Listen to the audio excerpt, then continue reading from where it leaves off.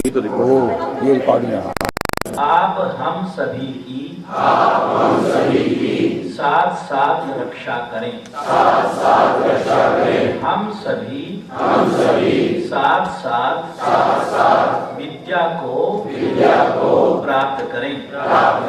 हम सभी को विद्या प्राप्ति का सामर्थ्य प्राप्त हो। हम सभी की विद्या तेजस्वी हो। हम कभी भी एक दूसरे के विरोधी ना बने। सभी को आदिभौतिक आदिदैविक एवं आध्यात्मिक तीनों प्रकार की शांति प्राप्त हो।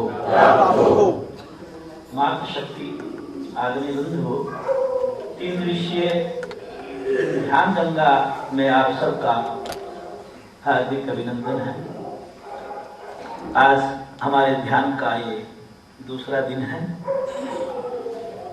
कल हमने दो बातों पर चर्चा की थी। एक, अष्टांग योग की साधना क्यों करें। महर्षि पतंजलि ने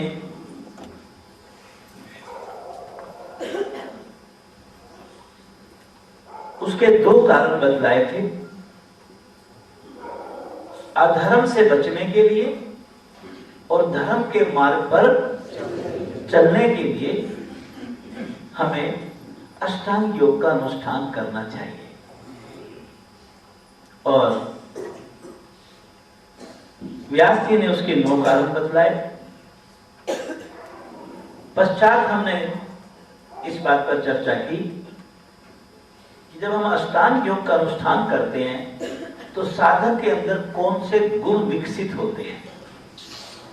उसका ज्ञान अच्छा बनने लग जाता है, वो संकल्प अच्छे करने लग जाता है, उसके कर्म अच्छे होने लग जाते हैं, उसके विचार अच्छे होने लग जाते हैं। ऐसे आपने 8 ऐसे गुणों के ऊपर चर्चा की थी जो कि अष्टांग योग के अनुष्ठान से साधक में विकसित होते हैं। आज हम अष्टांग योग के पहले अंग पर चर्चा करेंगे कि हम यमों का अनुष्ठान क्यों करें। वैसे इसकी चर्चा एक दिन में पूरी नहीं हो सकती। महर्षि पतंजलि ने इसे बहुत विस्तार में इनकी सिद्धियों के बारे में बतलाया है।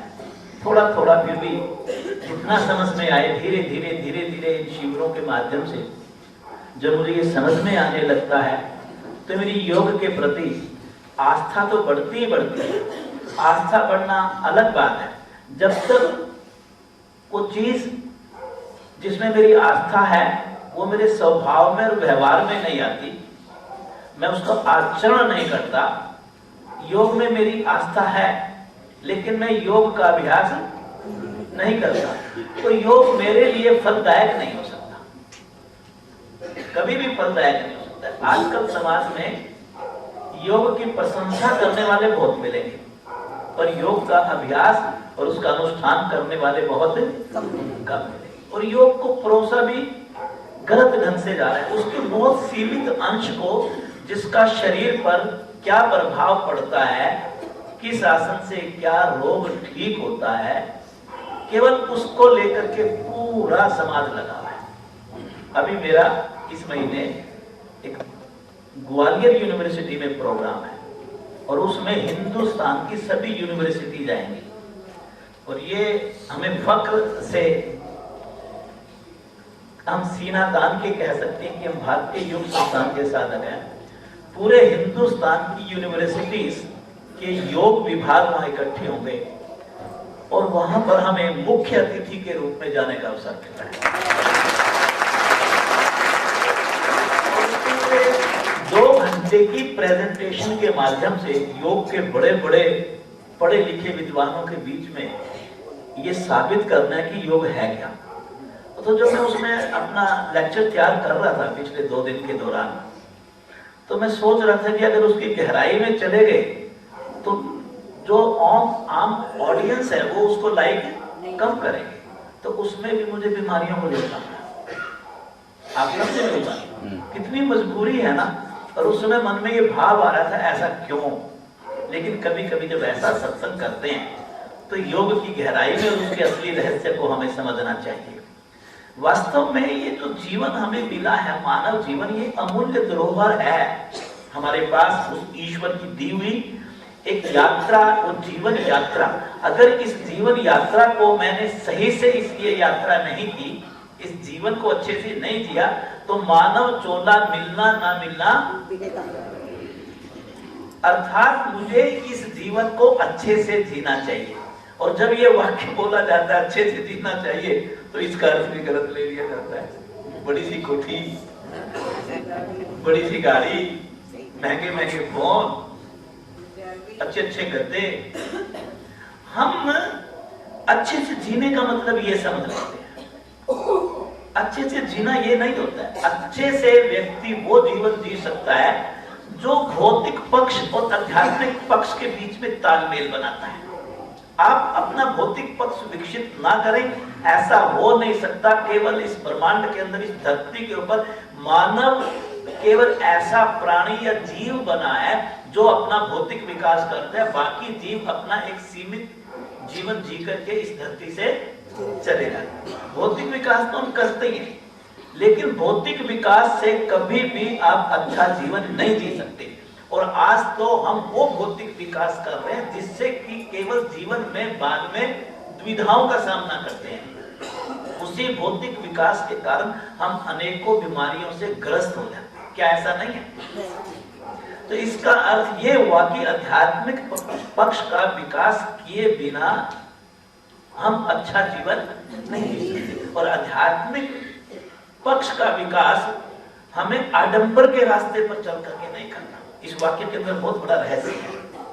आडंबर नहीं करना है। आडंबर का मतलब मेरा सिर्फ ये है कि हम बिना मतलब भ्रमित होते हैं। हमें अपने आप को भीतर से शुद्ध करना है, अपने विचारों को शुद्ध करना है, अपनी वृत्तियों को शुद्ध करना है, अपने संस्कारों को शुद्ध करना है, अपने कर्मों को शुद्ध करना है। अगर मैंने ये काम कर लिया तो मेरे से बड़ा आध्यात्मिक कोई नहीं हो सकता। ये बात समझ लें। और ऐसा हमारा मानना है कि योग के अनुष्ठान से ही ये काम संभव है, बाकी किसी मार्ग पर चल करके संभव नहीं। आप केवल मंदिर के में बैठ करके भगवान जी की मूर्ति के सामने और घंटी बजाते रहो, दिन भर बेईमानी का काम करते रहो। आप सोचिए ये कौन सी भक्ति है, ये कौन सा अध्यात्म है?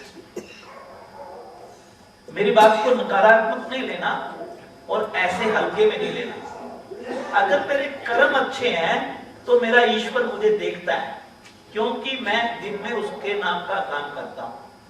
हमारा एक केंद्र प्रमुख जब सुबह 1 घंटा जाकर के 30-40 उन पुण्य आत्माओं को योग का अभ्यास करवाता है, तो उसे फिर भगवान के सामने कुछ मांगने के लिए गिड़गिड़ाने की आवश्यकता नहीं। यही है अध्यात्म।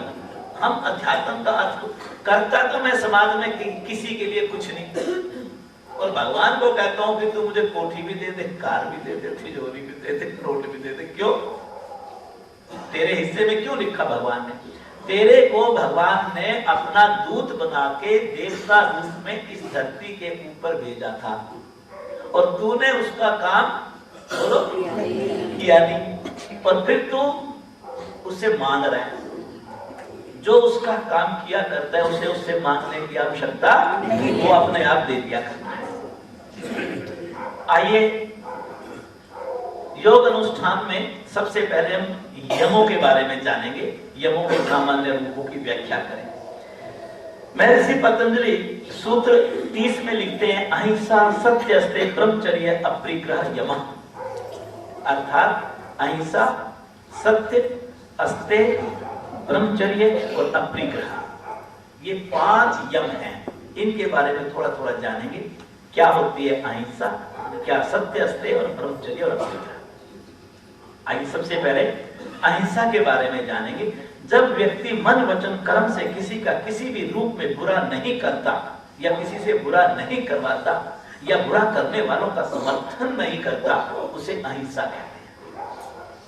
मन वचन कर्म से जब हम किसी का बुरा नहीं करते, चाहे हम विचारों में, चाहे हम फिजिकली, आप समझे ना, खुद ना करें, दूसरों से भी ना करवाएं, और करने वालों का समर्थन भी ना करें। कोई बुरा कर रहा है और फिर मैं कहता हूं ये तो ठीक कर रहा है, तो ये भी हिंसा है, ये भी हिंसा है। इसलिए अहिंसा सत्य का दूसरा नाम है।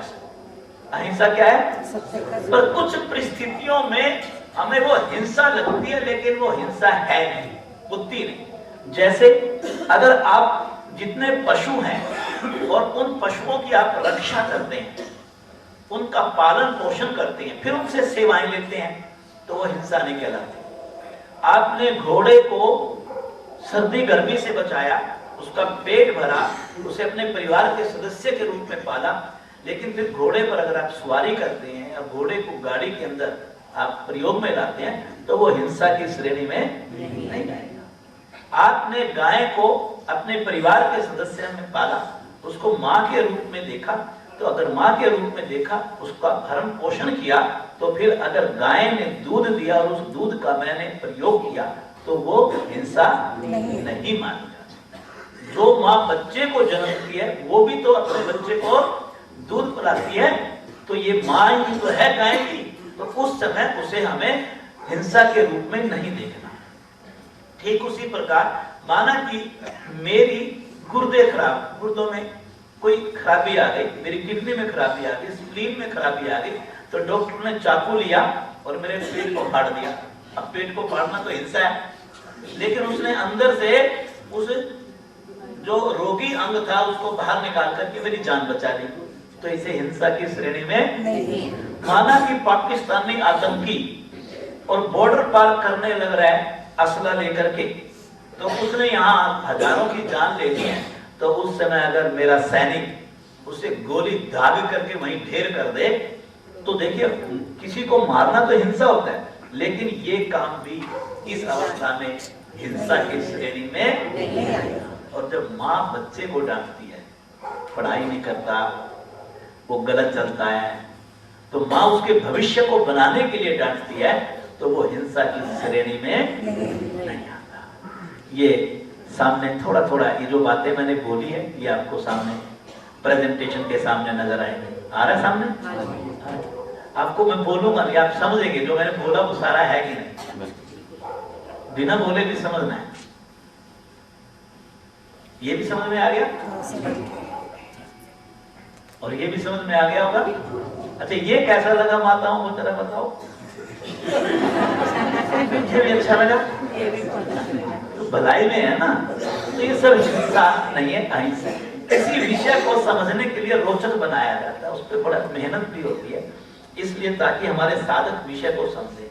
देखो, हम कथावाचक नहीं है, हम तो भारतीय योग संस्थान जो सिखाता है उसे हम ऐसे अपने सत्संग के अंदर चर्चा में ले आते हैं, ताकि विचारों का आदान प्रदान हो जाए और अच्छी बातें ग्रहण जितना करेंगे उतना हम अच्छे बनेंगे, बुरी बातें जितना ग्रहण करेंगे हम उतने बुरे बनेंगे।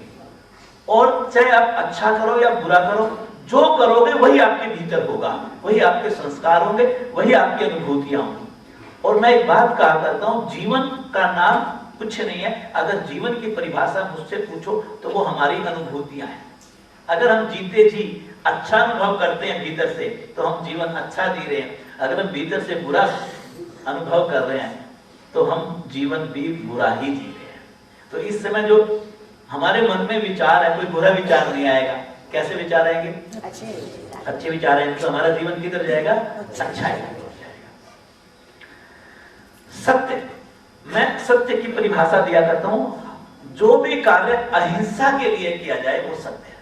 हम सत्य सांसारिक सत्य को लेते हैं, सांसारिक सत्य समाज के अंदर जो बोला जाता है, केवल वहीं तक सत्य की बात होती है। वास्तव में सत्य वो नहीं जो अहिंसा के, वैसे इसका अगर आप शाब्दिक अर्थ लो तो जैसा देखा, जैसा सुना, जैसा अनुभव किया वैसा प्रस्तुत कर दिया, लेकिन नहीं, ये सत्य नहीं है। सत्य वो है जिसमें कटुता ना हो, सत्य वो है जो किसी को भ्रमित करने वाला ना हो, सत्य वो है जो दूसरों का बुरा करने वाला ना हो, सत्य वो है जो परोपकार करने वाला हो, सत्य वो है जिसमें मिठास हो, सत्य वो है जिसमें मधुरता हो, सत्य वो है जो दूसरों की भलाई करने वाला हो, सत्य वो है जो दूसरों की जान को बचाने वाला हो। कई बार असत्य सत्य बन जाता है और सत्य असत्य बन जाता है। इसका मतलब शब्दों के अर्थ पर नहीं जाना, भाव पर जाना है। एक बार एक कसाई एक गाय को मार रहा था, उसके मन में जैसे मारने का भाव आया, गाय समझ गई कि ये तुझे मारेगा। गाय रस्सी तुड़वा करके भाग गई, और जब रस्सी तुड़वा करके भाग गई तो पीछे पीछे कसाई और आगे आगे गाय। एक जगह पर दो रास्ते जा रहे थे, तो गाय एक रास्ते की तरफ मुड़ गई, उसको नजर नहीं आई कि गाय दाएं मुड़ी की बाएं, और वहां आप जैसा कोई भला व्यक्ति खड़ा था। उस कसाई ने वहां पर पहुंच करके फूलते हुए श्वास में उस भले व्यक्ति से पूछा कि गाय दाएं गई कि बाएं गई। गाय दाएं गई थी और उस भले व्यक्ति ने कहा कि वो बाएं गई। तो उस भले व्यक्ति ने शब्दों के हिसाब से सच बोला कि झूठ, लेकिन ये झूठ जो है ना, क्या झूठ माना जाना चाहिए? इसका मतलब ये असत्य भी सत्य है, क्योंकि ये किसी की जान को बचाने के लिए बोला गया सत्य है। आप समझे? एक और उदाहरण देता हूं। एक कैंसर का रोगी और डॉक्टर को पता चल गया कि अब इसकी 3 महीने से ज्यादा आयु नहीं है। आप समझे मेरी बात? और उसके मुंह पे कह दिया सच्ची बात, क्या कह दी कि अब तो 3 महीने से ज्यादा नहीं है। उसने अपने अनुमान के आधार पर उसको सच बोला, लेकिन क्या इसको सत्य की श्रेणी में नहीं। और ये मेरे जीवन की सच्ची घटना है। आपको कभी जो अभी वो जाएंगे ना जम्मू, चंडीगढ़ की महिला है, वो अपने संस्थान की ही साधक है। उनको चंडीगढ़ पीजीआई में कैंसर के डॉक्टर्स ने उनके परिवार को बिठा के ये कहा था कि इसका जीवन 3 महीने से ज्यादा नहीं है। पूरा परिवार दिन रात रो रो करके परेशान हो गया था। और वो जब दिल्ली भारतीय योग संस्थान के आश्रम में मिलने के लिए आई तो उसकी आशाएं बढ़ गई और उसकी बात को सकारात्मकता में बदल करके और उसको आसन और प्राणायाम पर ले गए। और ये बात लगभग 2 साल पुरानी होगी, आज भी वो जिंदा है पूरी तरह।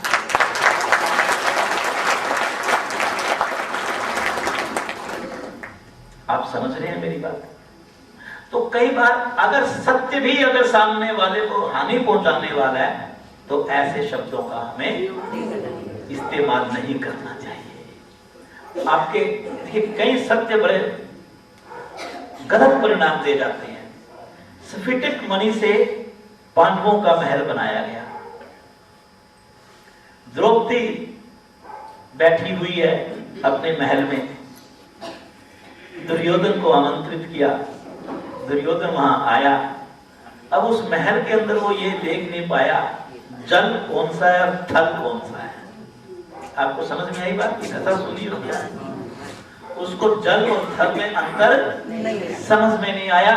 वो जल को थल समझे और थल को जल समझे।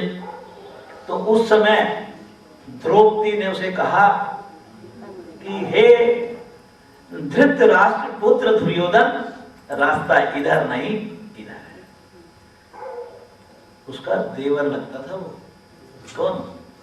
दुर्योधन।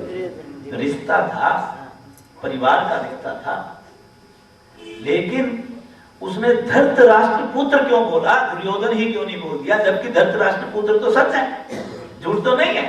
पर जो धृतराष्ट्र पुत्र कहकर के उसको संबोधित किया, उसके पीछे तंज था। क्या था? धृतराष्ट्र कौन था? तो धृतराष्ट्र पुत्र का मतलब वो क्या कह रहे हैं? उसको कहते हैं उसमें कि तुझे नजर नहीं आ रहा है क्योंकि तू अंधे की औलाद है। आप मेरी बात समझ गए? तो उसका परिणाम क्या निकला वो आप अच्छी तरह जानते हैं। जब युद्ध चल रहा था और कौरव भारी पड़े पांडवों पर, तो उस समय चाल चली। कहते हैं कि युधिष्ठिर जैसा कोई सत्यवादी नहीं हो सकता। जैसे हरिश्चंद्र का उदाहरण देते हैं, ऐसे युधिष्ठिर भी सत्यवादी थे। उसके बाद भी एक सत्य बात कही उन्होंने, अश्वत्थामा मारा गया और युधिष्ठिर ने के मुंह से वो अनाउंसमेंट करवाई गई कि अश्वत्थामा मारा गया, बात तो सच थी, लेकिन भाव बोलो भाव गलत था। क्यों? क्योंकि अश्वत्थामा को मारा था हाथी। कौरवों को विचलाने के लिए उन्होंने अश्वत्थामा मारा गया कि गलत भावना से। तो इसलिए सत्य भी किस श्रेणी में आया? और इस असत्य को सुनते ही कहते हैं कि युधिष्ठिर का रथ जब चला करता था तो जमीन से 1 फुट ऊपर पहिए होते थे उसके, और जैसे उसने ये वाक्य बोला तो पहिया कहां आके लगा? और जमीन पे लुढ़क लुढ़क करके रथ चलने लगा। झूठ का परिणाम होता है ये। कुछ मतलब कि हमें, और हम क्या करते हैं दैनिक जीवन में भी कई बार गलतियां करते हैं, छोटी छोटी बात जिसके झूठ बोलने से हमें कुछ लाभ नहीं होता और सत्य बोलने में कोई हानि नहीं होती, और फिर भी सहारा किसका ले जाते हैं? झूठ का ले जाते हैं। तो धीरे धीरे इनका अनुष्ठान करना चाहिए, और जब अनुष्ठान करते हैं तो आप सच मानो सुख की अनुभूति का स्तर भी बढ़ता चला जाता है।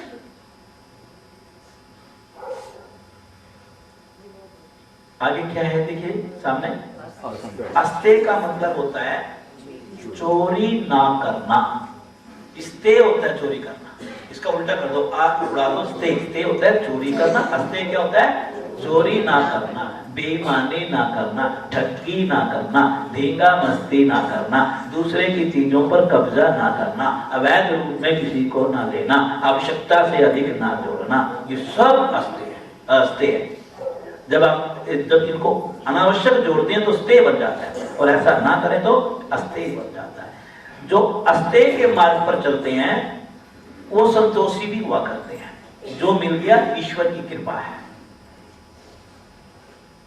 ऐसा मान करके जब मैं संतुष्ट हो जाता हूं तो अस्ते के मार्ग पर चलता हूं। सामने देखिए, रिश्वत लेना, झूठ बोल करके कीमत वसूलना, मिलावट करना, कम तोड़ना, ये सब चोरी है। और हम चोरी का मतलब कुछ और लेते हैं। मेरी जेब कोई काट के ले जाए, मेरी तिजोरी से नोट निकाल के ले जाए, उसको चोरी कहते हैं। उससे बड़े चोर ये है, क्योंकि वो चोर तो साफ कहता है मैं चोरी करने आया हूं, चोरी करके ले गया। पर कम तोड़ने वाला कभी ये नहीं कहता कि मैं चोरी कर रहा हूं। झूठ बोल के कीमत अगले से ज्यादा वसूल रहा है तो कभी नहीं कहता मैं चोर, कहेगा कि वो चोर। मैं एक बड़ा अच्छा उदाहरण दिया करता हूं। माना कि मेरी है नहीं, कभी आप समझ लो, कुर्ते पजामे की दुकान है।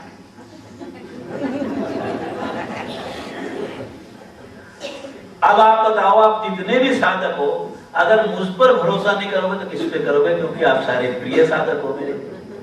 आप में से कोई एक प्रिय साधक की देशराज जी कुर्ते पजामे की दुकान है और योग के मार्ग पर चले हुए हैं, और हमें हमारे प्रेमी हैं, वो तो हमें सही चीज दे देंगे, सही कीमत पे दे देंगे। आप मेरी दुकान पर आए, आपने मुझसे पूछा कि भी ये कुर्ता पजामा जो पसंद आया कितने का है? मैंने कहा 1500 रुपए की मेरी खरीद है, जो आपका मन करे आप दे दो, आप तो साधक हो हमारे, आपसे गलत थोड़ी लेंगे।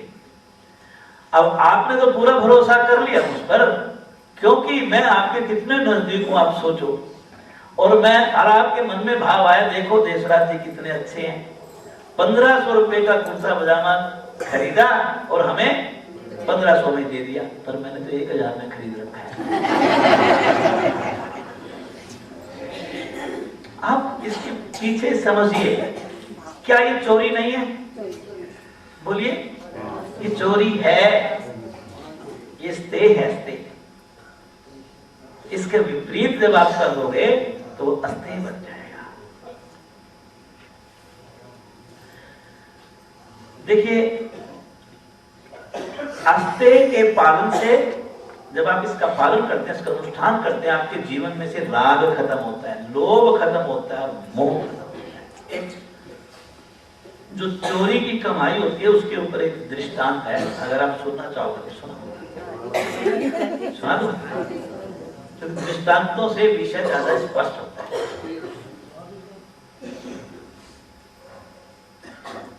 दो चोर चोरी करने के लिए चले अलग अलग मार्गों से। जब वो एक ही पॉइंट पर पहुंचे तो दोनों ने क्या देखा कि दोनों जब जा रहे थे तो एक पेड़ के नीचे एक सोने की ईंट, क्या पड़ी है? सोने की ईंट। वो एक चोर बोला मैंने पहले देखी है, मेरी है, और दूसरा क्या बोला फिर? थे तो चोरी ना, कि पहले मैंने देखी, इस पर हक मेरा है। दोनों का इस बात को लेके क्या हो गया? झगड़ा हो गया। अब चोरों का झगड़ा कौन निपटाएगा? कोई आएगा तो नहीं। दोनों ने अपनी अपनी तलवारें खींच ली, वो कहे मेरी, वो कहे मेरी, और जैसी तलवार उठाई दोनों ने एक साथ वार कर दिया, उसने उसके ऊपर और उसने, दोनों के पेट में तलवार चलेगी, दोनों ही खत्म हो गए। सोने की ईंट वहीं पड़ी पड़ाई रह गई। थोड़ी देर के बाद वहां पर 6 डाकू आए। कौन आए? 6 डाकुओं ने क्या देखा कि 2 चोरों की लाश पड़ी है और बीच में ईंट पड़ी है। उनको लाश दिखेगी कि ईंट? उन्होंने कहा आज की दिहाड़ी तो हो गई, एक पूरी सोने की ईंट मिल गई। पर डाकू में चोर में फर्क होता है। डाकू हमेशा बांट के खाता है आपस में, क्योंकि वो गैंग में चलते हैं। तो उन्होंने 6 के 6 ने निर्णय लिया कि भी हम अपने इसके कितने हिस्से बना लेंगे? 6 बराबर हिस्से बना लेंगे और बराबर बराबर बांट लेंगे। अब सोने की ईंट को काटे कौन? बराबर बराबर। तो वो सुनारी काटेगा। तो पास में एक गांव था, निर्णय लिया कि गांव में चलते हैं और वहां जाकर के सुनार से 6 हिस्से करवा लेते हैं। गए, डाकू थे, दरवाजा खटखटाया, सुनार ने दरवाजा खोला, देखा 6 डाकू खड़े, घबरा गया कि आज तो तू लूटेगा। तो डाकुओं ने कहा कि आज तू नहीं लूटेगा, तू चिंता मत कर, डाकू जरूर हैं हम, पर हम तेरे से एक काम करवाने के लिए आए कि हमारे इस ईंट के 6 हिस्से बनाते, हमें ये, हमने लूट लिया जो लूटना था, बस इतना काम कर दे, फिर हम चले जाएंगे। पर सुनार था वो, तो उसके भी मन में हिस्से 6 नहीं, हिस्से 7 होने चाहिए। उसके मन में भाव आ गया। उसने कहा भी हिस्से 7 होने चाहिए। कहता 7 नहीं, हम डाकू हैं, हम आप तेरे को हिस्सा नहीं देंगे, हम 6 हिस्से रखेंगे और तू इसको काट के दे दे। अब सुनार सोचे कि तेरा हिस्सा तो मर गया, पर मरना तो नहीं चाहिए। उसके मन में लालच आ गया। उसने सोचा डाकू है, तेरे ऊपर केस तो बनेगा नहीं, तू उठा के इसको जहर खिला दे किसी तरह और ईंट तेरी बन जाएगी। अंदर गया, चाय बना के लाया, फर्स्ट क्लास कड़क 6 कप और साथ में 6 जहर के लड्डू। क्या ले आया और कहने लगा देखो आपका काम तो मैं करूंगा, लेकिन पहले आप मेरे मेहमान हो, आप पहले ये चाय पियो और एक एक लड्डू खाओ। वो बोले ना, लड्डू तो नहीं खाएंगे, पहले तू क्या कर, पहले इसके 6 हिस्से बना और फिर उसके बाद हम लड्डू खाएंगे। तो उसने जैसे 6 हिस्से बनाए तो उनके दिमाग में क्या आया कि सुबह उठेगा, ये सारे गांव को बताएगा और तुम पकड़े जाओगे। अब हिस्से तो बन ही गए, सुनार का काम तमाम कर। दोनों ने क्या किया? सुनार का काम तमाम कर दिया। और काम तमाम करके क्या मन में आया कि देखो हिस्से बन ही लिए और सारा काम हो गया, अब आराम से बैठ के चाय भी पी लेते हैं, लड्डू भी खा लेते हैं। आगे तो आप समझदार हो। एक एक कप चाय पी, सब लेके लड्डू खाया, परिणाम आपके सामने। अब मतलब कि ये जो चोरी है ये हमें किस गर्द तक लेकर के जा सकती है, इसके पीछे भाग ये है। कोई नहीं बचा, बचा तो केवल वो सोने की, वो सोने की सबको मार के स्वयं बची। अब इसका भाग ये है। और ये होता है चोरी जो नीचे नीचे से 2-2 हजार वाले हैं, ये हिंदुस्तान की सबसे बड़ी करेंसी है। ये देखिए ब्रह्मचर्य, ब्रह्मचर्य पर मैं सिर्फ इतना बोलूंगा, उपस्थ अंगों को अपने वशीभूत कर लेना ब्रह्मचर्य कहलाता है। वीर्य का गमन अधोगमन है, अधोगति है। लेकिन जब साधना और अनुष्ठान से मैं इसकी गति या इसकी दिशा को बदल देता हूं तो इसकी गति ऊर्ध्वागमन बन जाती है और ये सामर्थ्य में बदल जाती है।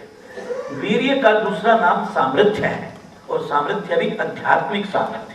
कौन सा सामर्थ्य? आध्यात्मिक। ये बहुत उच्च कोटि का तप कहलाता है।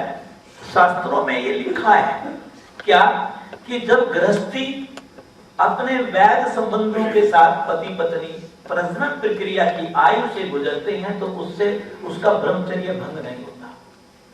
पर अगर उसके बाद वह उस ब्रह्मचर्य का पालन करे तो उसकी उच्च कोटि का तप बन जाता है, जो कि उसके सुषुम्ना मार्ग से यह वीर्य ऊर्ध्वगमन करते हुए चक्रों को भेदते हुए जब मेरे आज्ञा चक्र पर पहुंचता है तो मेरा अति इंद्रिय द्वार खुलता है।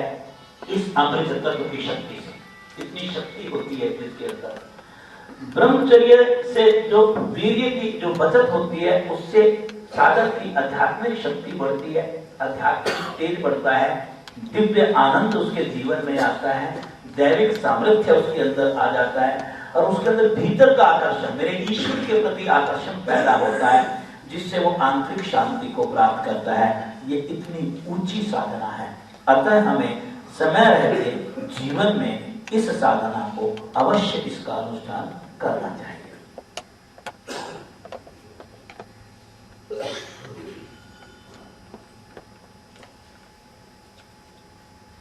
अपरिग्रह, अपरिग्रह का मतलब है जरूरत से ज्यादा संचय ना करना। अपरिग्रह का मतलब होता है आप संचय करें लेकिन अपने जीवन की अनिवार्यताओं को देखते हुए करें। जो आपके जीवन के लिए जरूरी है उनका संचय करें। इसके अतिरिक्त अगर आप इसका संचय करते हैं तो वो आपका परिग्रह कहलाएगा। क्या कहलाएगा?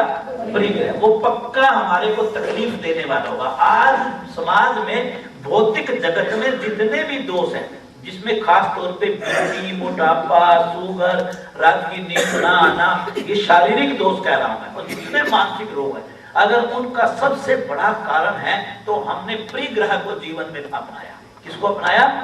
केवल अपरिग्रह का अनुष्ठान व्यक्ति करना शुरू कर दे तो उसके अनेकों शारीरिक और मानसिक रोगों का इलाज हो सकता है। ये देखिए, यदि व्यक्ति के द्वारा सांसारिक साधनों का संचय अपनी जरूरत से ज्यादा किया जाता है तो उसमें स्वार्थ, लोभ, मोह, आसक्ति है तो उसे परिग्रह कहते हैं। और इसका उल्टा कर दीजिए, वो अपरिग्रह बन जाएगा। इससे बचना ही अपरिग्रह है। जब तक हमारे चित्त में अविद्या, अस्मिता, राग, द्वेष, अभिद्वेष जैसी वृत्तियां पड़ी हुई हैं, तब तक अपरिग्रह जीवन में आ नहीं सकता। अपरिग्रह को जब जीवन में लाएंगे तो आप समझ लेना कि आपके सारे कलेश खत्म हो जाएंगे। अविद्या, अस्मिता, राग, द्वेष, अभिद्वेष। एक छोटा सा 2 मिनट का इस पे भी सुना दे। एक सेठ जी थे। सेठ जी तो समझते होंगे किसको कहते हैं। ये किसी जाति का नाम नहीं है। सेठ जी वो होते हैं जिनके पेट बड़े होते हैं, आप समझे ना। तिजोरी के पेट। कौन से पेट? कभी शारीरिक में कोई बैठा हो सोते, वो सेठ नहीं, वो तो बीमारी है। बीमारी वो तिजोरी का पेट बड़ा हो जिसका, वो उसको सेठ कहते हैं। उस सेठ ने जीवन में निर्णय लिया कि मैंने मरने से पहले अपनी 7 पीढ़ियों का इंतजाम करके जाऊंगा। मैं कितने का? 7। उसने बड़ी मेहनत करी, बड़ा बिजनेस फैलाया। उसने सारा हिसाब लगा दिया कि 1 पीढ़ी के लिए इतना धन चाहिए। उसने कैलकुलेशन करी, उसका धन बना 6 पीढ़ी का। कितना? कितनी बच गई? सारे जो लगाए वो 7वीं पीढ़ी का इंतजाम नहीं कर पाया। फिर वो किसी संत के पास गया और संत को चरण वंदना करते हुए संत से पूछा। उन्होंने पूछा, वत्स बोलो कैसे आए? कहते महाराज बहुत परेशान, बड़ी दुविधा में हूँ, बहुत कठिनाई में हूँ, बड़े कष्ट झेल रहा हूँ। 6 पीढ़ियों का इंतजाम कर चुका था। कि क्या कष्ट हुआ? कि कष्ट ये हुआ कि मुझे 7 पीढ़ियों का इंतजाम करना था, 6 का कर चुका हूँ, और 7वें का मैंने सारे जोर लगा दिए और हो नहीं पाया। कोई मार्ग बताओ। कहते ये तो कोई बड़ी बात नहीं है, बस अभी बतला देता हूँ और 7वीं पीढ़ी का इंतजाम हो जाएगा। कहते क्या? कहते वो सड़क पार कुटिया देख रहे हो? कहता हाँ देख रहा हूं। वहां पर एक वृद्ध पति पत्नी रहते हैं और उनके पास कोई भी व्यवस्था नहीं है भोजन की। आप 30 दिन तक नंगे पांव उस वृद्ध पति पत्नी का व्यंजन का, भोजन का इंतजाम करो। घर से नंगे पांव चलोगे, उनको तीनों टाइम भोजन करवाओगे, फिर वापस आओगे। अगर आप 30 दिन तक ये अनुष्ठान कर लोगे तो आपका 7वीं पीढ़ी का इंतजाम हो जाएगा। सेठ जी ने सोचा तो बड़ा आसान, सस्ते में छूट गए। उनका गुरु जी ये तो कोई मुश्किल काम नहीं है, ये तो अभी लोग कल से। और अगले दिन और शाम, उसी दिन शाम को वो गए और बड़े अच्छे व्यंजन बनाए। जैसे मंदिर में दुर्गाष्टमी का भोग लगाने के लिए उस थाली पे कपड़ा ढक करके देखो कैसे चलते हैं, उस दिन हम तिलक वगैरह लगा दिए, बिल्कुल वैसे सेठ जी चले। और कुटिया के दरवाजे तो था नहीं, ऐसी हल्का सा था, ऐसे खटखटाया। एक बूढ़ी अम्मा बाहर आई, उसने पूछा, पुत्र बोलो कैसे आए? कहता अम्मा आपके लिए स्वादिष्ट व्यंजन लेकर के आया हूं मैं, आप दोनों इसको ग्रहण करो। बूढ़ी अम्मा बोली कि बेटा हम तो भोजन कर चुके हैं। भोजन कर चुके हैं? हाँ।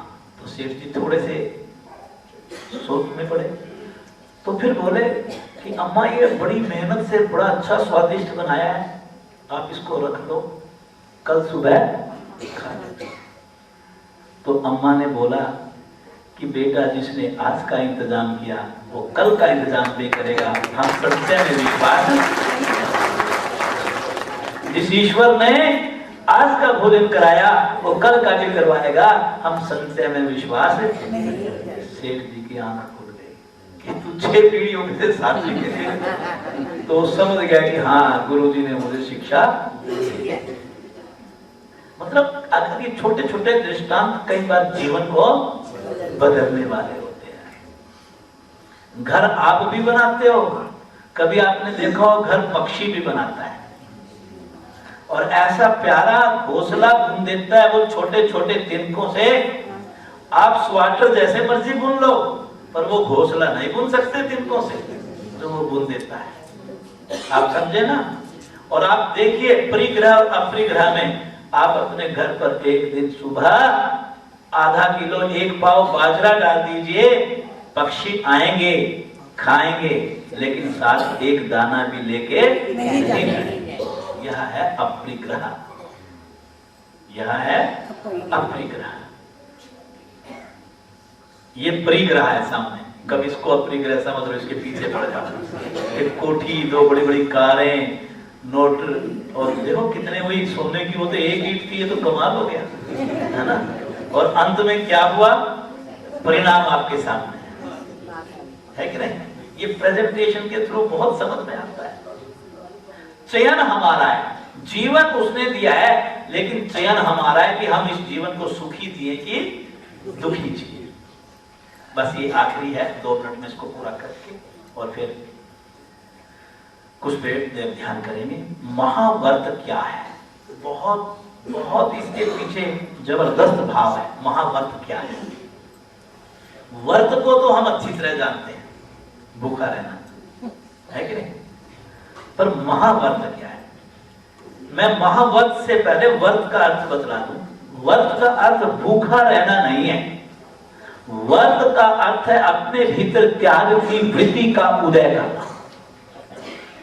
व्रत का अर्थ क्या है? त्याग वृत्ति का उदय। अपने भीतर त्याग की भावना मेरे भीतर आ जाए, मुझे छोड़ना आ जाए। मुझे पकड़ना तो खूब आता है, लेकिन मुझे छोड़ना नहीं आता। जिस दिन मैं छोड़ने का अभ्यासी बन जाऊंगा उस दिन मेरा व्रत पूरा होगा।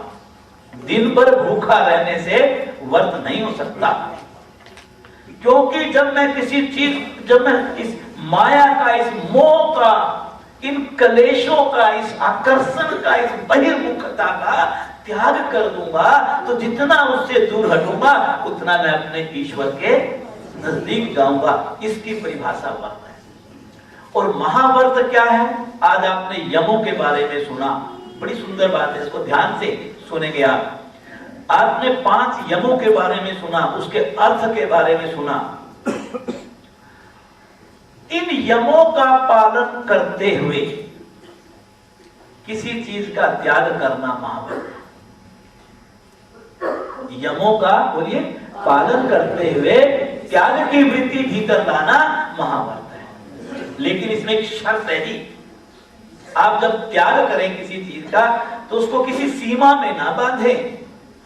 जाति काल देश समय, जाति देश काल समय की सीमा में बांध दिया तो वो व्रत और महाव्रत की श्रेणी में नहीं आएगा। महर्षि पतंजलि सूत्र 31 में लिखते हैं, जाति देश काल समय समान अविच्छिन्न सार्वभौमा महाव्रतम।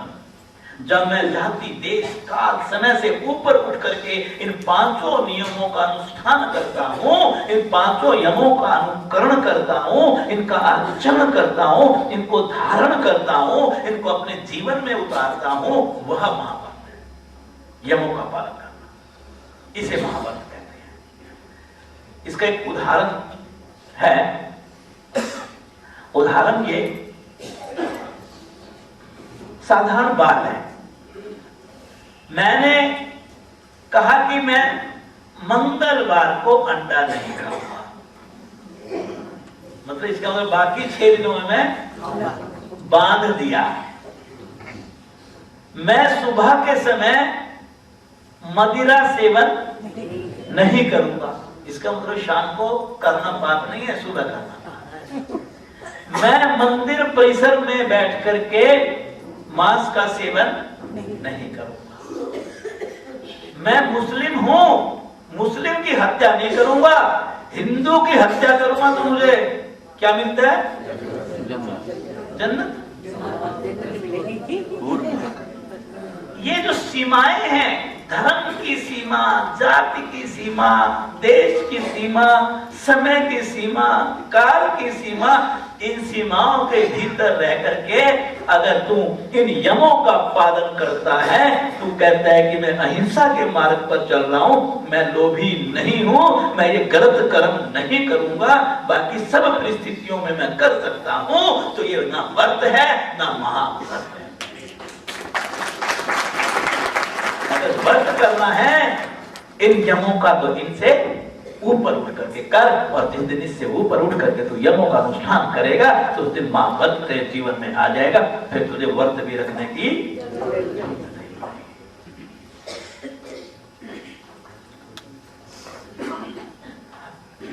यहां तक बहुत है। आइए खड़े हो जाइए, क्योंकि आज थोड़ा अभ्यास लंबा करवाएंगे और कल अभ्यास और इससे लंबा होगा। ठीक 6:15 बजे शुरू होगा, कल 15 मिनट ज्यादा देंगे आप मुझे। लाइटें बंद हो जाएगी, निरंजन जी बंद कर देंगे।